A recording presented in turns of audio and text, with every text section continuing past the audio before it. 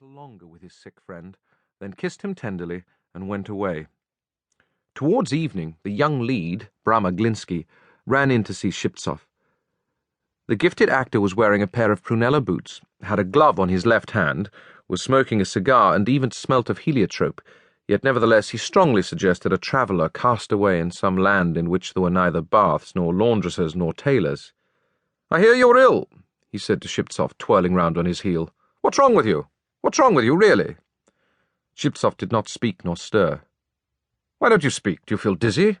"Oh, well, don't talk. I won't pester you. Don't talk." Brahma Glinsky, that was his stage name. In his passport he was called Chekhov, walked away to the window, put his hands in his pockets, and fell to gazing into the street. Before his eyes stretched an immense waste, bounded by a grey fence beside which ran a perfect forest of last year's burdocks. Beyond the waste ground was a dark, deserted factory with windows boarded up. A belated jackdaw was flying round the chimney. This dreary, lifeless scene was beginning to be veiled in the dusk of evening. "I must go home," the young lead heard. "Where is home?" "To Vyazma, to my home."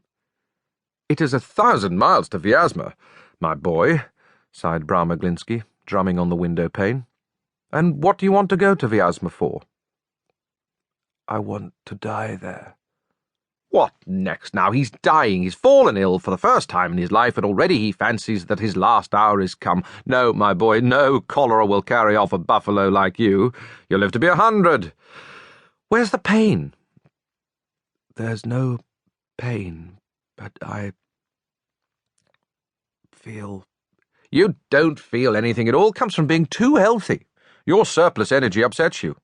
You ought to get jolly tight. Drink, till your whole inside is topsy-turvy. Getting drunk is wonderfully restoring. Do you remember how screwed you were at Rostov-on-the-Don? Good Lord, the very thought of it is alarming. Sashka and I together could only just carry in the barrel, and you emptied it alone and even sent for rum afterwards. You got so drunk you were catching devils in a sack and pulled a lamppost up by the roots, do you remember? Then you went off to beat the Greeks." Under the influence of these agreeable reminiscences, Shiptsov's face brightened a little, and his eyes began to shine. "And do you remember how I beat Savoykin, the manager?" he muttered, raising his head. "But there, I've beaten 33 managers in my time, and I can't remember how many smaller fry. And what managers they were! Men who would not permit the very winds to touch them. I've beaten 2 celebrated authors, and 1 painter." "What are you crying for?" "At Cherson, I killed a horse with my fists. And at Taganrog some roughs fell upon me at night, 15 of them. I took off their caps, and they followed me, begging, 'Uncle, give us back our caps.' That's how I used to go on." "What are you crying for, then, you silly?" "But now it's all over. I feel it. If only I could go to Vyazma." A pause followed. After a silence, Shiptsov suddenly jumped up and seized his cap. He looked distraught. "Goodbye, I am going to Vyazma," he articulated, staggering. "And the money for the journey? I shall go on foot." "You are crazy." The 2 men looked at each other, probably because the same thought, of the boundless plains, the unending forests and swamps, struck both of them at once. "Well, I see you have gone off your head," the young lead commented.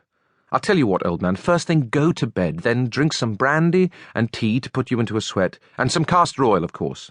Stay, where am I to get some brandy?" Brahma Glinsky thought a minute, then made up his mind to go to a shopkeeper called Madame Citrinikov to try and get it from her on tick. Who knows? Perhaps the woman would feel for them and let them have it. The young lead went off, and half an hour later returned with a bottle of brandy and some castor oil. Shiptsov was sitting motionless as before on the bed, gazing dumbly at the floor. He drank the castor oil offered him by his friend like an automaton, with no consciousness of what he was doing. Like an automaton, he sat afterwards at the table and drank tea and brandy. Mechanically, he emptied the whole bottle and let the young lead put him. To keep listening to this audiobook, I've left you a link in the description so you can do it at no cost thanks to Audible's 30-day free trial.